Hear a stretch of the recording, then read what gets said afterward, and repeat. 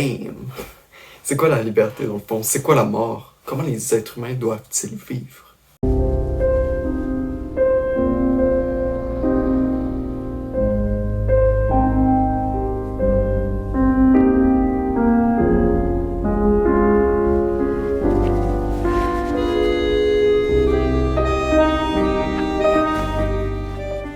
Bonjour, ici Fragment d'un pois chiche et aujourd'hui on discute du film de Micheline Langto, Une manière de vivre. Un film de 2019 d'environ 1h55, 2h. En tout cas, synopsis. Ok, oh boy. C'est un prof de philosophie belge, Joseph, qui vient au Québec pour faire une table ronde autour de Spinoza avec d'autres philosophes. C'est aussi l'histoire de Gabriel, qui vient de perdre son père, qui s'est suicidé sur la route, qui se cherche aussi dans sa vie en dehors de la mort de son père.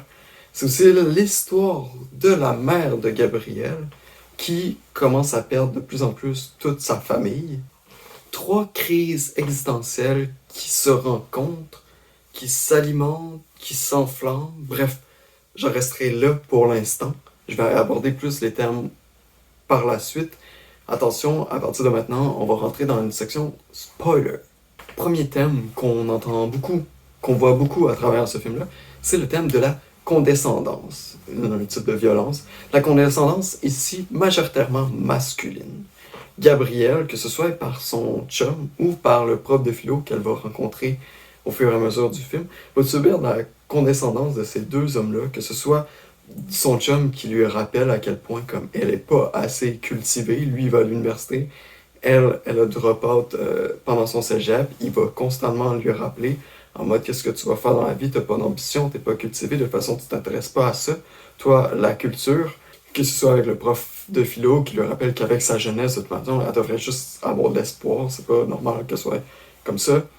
Ou puis on en voit aussi beaucoup, on voit cette condescendance du prof de philo face à sa femme en Zoom qui est restée en Belgique, qui lui dit, mot pour mot dans le film, « Ah, je t'envie, toi, parce que de toute façon, avec toi, toutes les choses sont simples. T'as pas besoin, en tout cas, je paraphrase là, mais t'as pas besoin de réfléchir, tout va bien avec toi, la vie. » C'est un style de condescendance que certains philosophes pourraient avoir avec leur entourage. Philosophe, mais on va plus large avec des gens qui se croient au-dessus de la masse ou au-dessus d'une autre personne. Bref, c'est dérangeant dans ce film-là. Deuxième thème que je pourrais comme retirer de ce film-là, c'est le thème d'être perdu. Tous les personnages dans ce film-là sont ou finissent par être perdus dans leur vie. Je dirais rien sur qu'est-ce qui se passe à la fin, mais on va suivre ces personnages-là dans leur récit initiatique avec la compagnie de flashbacks, citations de Spinoza à l'époque, en costume d'époque. Honnêtement, je sais pas encore si j'aime cet aspect-là du film. J'ai trouvé ça weird au début, mais à un moment donné, comme tu t'habitues, je sais pas trop comment me positionner face à ces flashbacks-là. C'est sûr que ça vient te retirer un peu de l'histoire un peu plus sérieuse et raw du monde présent. Puis après ça, tu vois Spinoza dans des champs ou dans la forêt en train de se promener, puis en train de dire que quelle est la différence entre le bien et le mal, qu'est-ce que l'éthique, en tout cas, bref, voilà.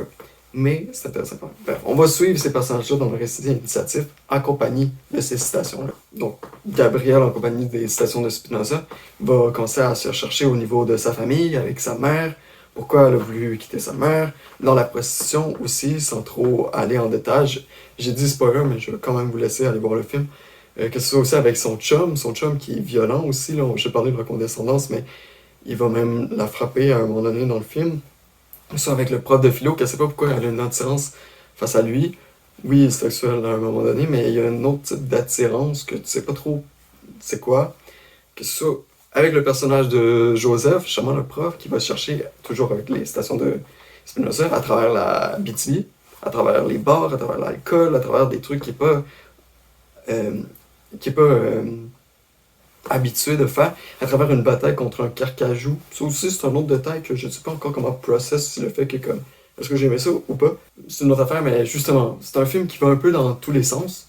Donc, oui, les personnages sont perdus, mais nous aussi, je vais parler pour moi. En fait, moi aussi, en tant que spectateur, je me suis senti un peu perdu dans ce film-là. J'ai pas détesté, j'ai aimé, Je sais pas que c'est mon coup de cœur, un film à conseiller à tout le monde, mais j'ai aimé, sans plus. Je suis encore un peu sur mes pas. Pour conclure, justement, c'est un film que je conseillerais à tous les adeptes de Spinoza, à ceux qui s'intéressent à la philosophie, à ceux qui aiment se poser des questions sur l'éthique, la mort, le bien, le mal, la liberté. C'est probablement pour un public un peu plus universitaire, je crois, que ce soit avec les tables rondes au début, avec toutes les citations de Spinoza qui arrivent. Ça me faisait penser aussi à un film de Denis Arcand, celui avec René Lévesque, le documentaire qui est comme séparé. C'est un film aussi à ceux qui veulent voir probablement trois manières de vivre différemment, comme dit le titre. Euh, des fois, juste s'alimenter d'histoires humaines différentes de la nôtre, c'est intéressant. C'est un film pour ça aussi. Ou un film encore pour les gens comme moi qui connaissaient plus Micheline Langto comme une actrice, qui étaient curieux de voir hey, qu'est-ce que ça donne quand Micheline Langto est à la réalisation. Bref, si vous avez vu ce film, n'hésitez pas à écrire en commentaire ce que vous en aviez pensé. Sinon, likez la vidéo, abonnez-vous à la chaîne, partagez son contenu aux gens de Volanto Courage que vous pensez que ça pourrait intéresser, la chaîne ou le film en question. Sinon, en attendant, prenez soin de vous, faites attention à vous, et on se dit au revoir, à une prochaine. Ciao!